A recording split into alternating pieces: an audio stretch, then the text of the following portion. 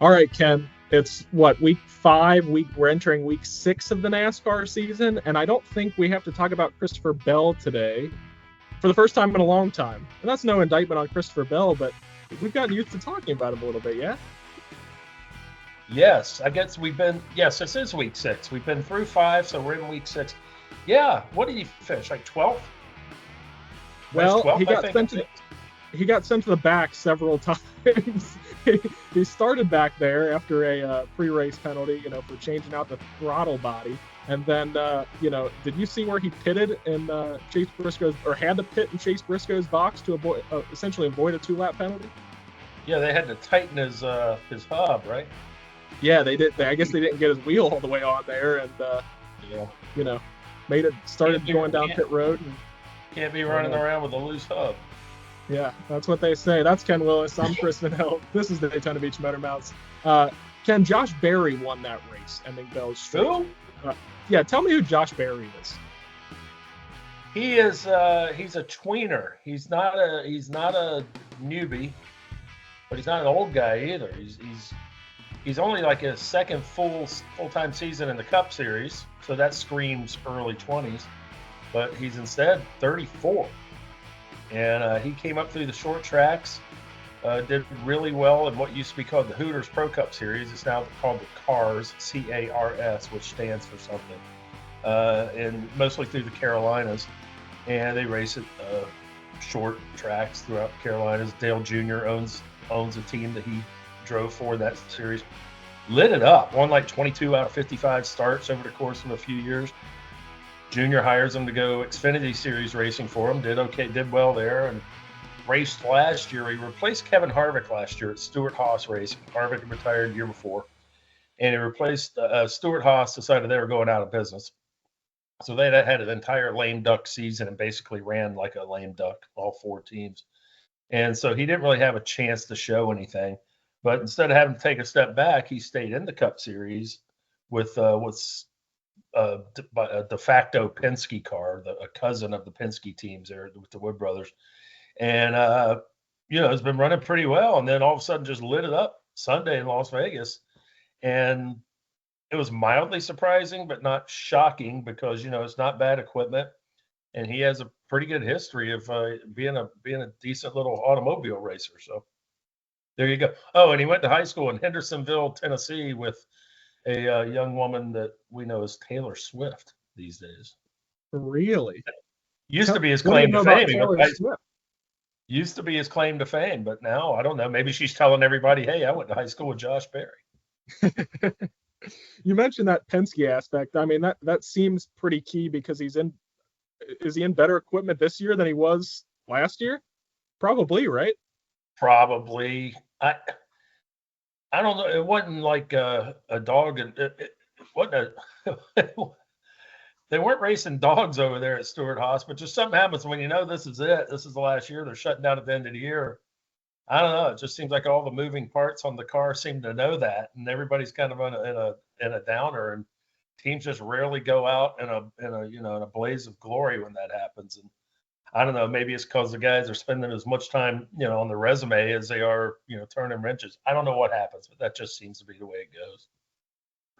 So we've got Josh Berry, a winner. We've got Christopher Bell, a 3-time winner, and we have William Byron, a winner so far this year. Yep.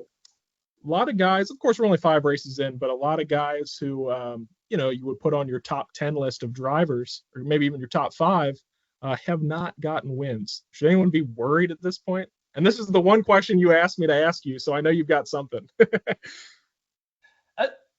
No, I mean, if you haven't gotten a win yet, that's no big deal. Denny Hamlin's going to win races. You assume Ryan Blaney will win a couple somewhere. Joey Logano will sneak in 1 or 2. Those guys are going to win races somewhere along the way. You just assume. If not, you go, wow, that's weird. The guys I think should be like wondering what in the world's going on is if you look at the far south end of the point standings, 35 drivers have started all 5 races so far, 35. And 35th in points among them is Cole Custer. And, he's with an overmatched car there, Haas Engineering. What's the one remaining car from Stewart-Haas. And but you look at the others in there, and you see a couple of names, you go, wow. I mean, I see Shane Van Gisbergen is there in like 31st or 32nd. I go, I was kind of expecting him to be a little better than that through 5 races, but it's not a shocker that he's not, got his footing just yet. And we've only run the one road course that he's had, where he's going to be best. But you got Brad Keselowski sitting there at 30th, and which is mildly surprising. I could see him maybe getting off to a bad start, being 20th or something, but it's kind of surprising at just how bad they've been and how bad their luck has been. And 34th, Ty Gibbs. Well, that's a mystery to me, because I sat here on these podcasts with your predecessor, Ryan Pritt, and spent the last year on the weekly NASCAR page that we do, saying, he's a three race winning streak just waiting to happen. As soon as he gets that first win, young driver, as soon as he gets that first win, I wouldn't be surprised if he wins, 3 out of the next 5. But not only has he not gotten the win, he's taken a step back. Did not finish last year very good. And again, so far this year, he's 34th out of the 35 drivers who have started all 5 races. And, and by the way, he's not on a bad team. He's on the Joe Gibbs team, which fields cars for Christopher Bell, among others. So, I'm a little worried about what's going on there. Maybe he will turn it around. Maybe once I quit on him, as it appears I'm quitting on him, maybe that'll be the incentive he needs to start running better, because Lord knows when I'm pulling for somebody, it doesn't always work out. So, I'd be a little worried. I'm a little mystified by Keselowski and genuinely worried about the Gibbs team. So, or Ty Gibbs, I should say, which is part of the Joe Gibbs team. So, yes. To answer your question, 2 guys should be a little wondering what's going on here. So we'll give Ty Gibbs the silent treatment for the next month. See what happened. To see if we were the problem on that. If you were the problem on that. Oh, I tell you what, I can almost assure you I wasn't helping his cause. Speaking of Ken Willis things, show and tell. Do you have anything for us this week? Do I have show and tell? I told you it's a new thing starting a few weeks ago, so I can go at least a few weeks without forgetting. Today's show and tell, NASCAR related show and tell, is a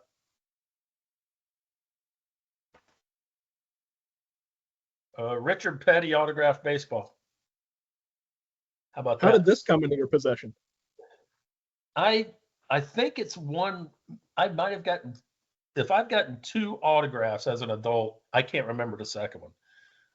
This one I got probably 10 or 12 years ago. We were doing little video vignettes around Speed Weeks, and I had a little 5 or 10 minute video interview with the King at some function he was at after dark, where they were serving dinner. And so he was loose, relaxed, dressed up. So I did this little 5 or 10 minute interview with him, and we started talking about his history of autographs. If you've never seen the Richard Petty autograph, it's a work of art, which, well, you did just see it. And I mean, it's a series of things. I used to always say it looks like he was drawing the map to Junior Johnson's still up in the woods. But it takes him a while. So you go to an autograph signing Richard Petty. I mean, each one's a work of art, and he gets through it. So, and he's famous for he has signed probably more autographs than any other guy in the sports history. And so anyway, I thought, would it be neat to maybe while we're talking about that, I could have him sign a baseball, which I assume he doesn't do a lot of. And I thought it would be a neat little memento. And maybe, my dotage, it might be worth something. But it turns out he has signed more than one baseball. And so I don't think it's going to fund my retirement someday. So I think it will continue being a paperweight up here on the shelf. So anyway, so there you go. You know what I'm a little sad by or a little shocked by? He doesn't put the King underneath his signature. Pete Rose used to sign his signature and then put Hit King underneath. Or 4192, 4256, the end hit total or total hit total on that. He could put 7 for Cup Series championships, or his total number of races won, or just the King. It's pretty good considering it's on a baseball, though. He's used to signing flat surfaces, the bills of caps. He signed a duck once, a live duck at a state fair in North Carolina. True story, live duck. But baseballs are not easy to sign, and I think maybe he should do a little crown, just a little crown on top. Yeah, nothing. Put fancy, it over the eye, or put it over the eye in Richard or something like that. Like make it the dot in the eye. Yeah, got a great idea there. Oh my I'll gosh. run it by. I'll have my people run it by his people. There you go. I like that. So we're off to Homestead this upcoming weekend. Used to be a Can I champion. stop you for a second? Yeah, go ahead. Am I moving around? I started doing this standing up. We talked about this last week. I'm doing the pod standing up because it gives you more energy, and I think you come across with more energy when you're standing up. But I watched it to see if I could tell a difference, and I looked like a cross between. I don't know. I looked like a pitcher getting ready to go to his windup, maybe a little bit of Stevie Wonder. And I said, stop it. I was getting dizzy watching, and now I just caught myself doing this. And I'm going to try to be still the last couple of minutes of this. All right, go ahead. We need the Homestead. What if we had you hold like a microphone, like you're on ESPN or something? You know what I'm saying? Like you're doing a live hit on the local news. Something. I'm not moving right now. But go ahead. Hold the Richard Petty baseball like this, and just see if that helps. Do it without a prop.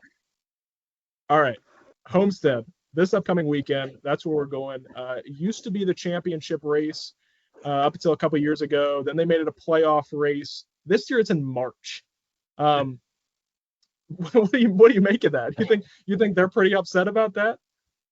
I think it's a sin that it's not a race of more importance. I think it might find itself, if they're going to go to a rotation, they're talking about moving the season-ending championship race to maybe a few different warm weather locales. Right now, it's been in Phoenix the last few years. If they start alternating that between, say, Phoenix, Homestead, maybe Texas, somewhere where you kind of sure it's going to be decent weather in November, early November, Homestead should come back into play.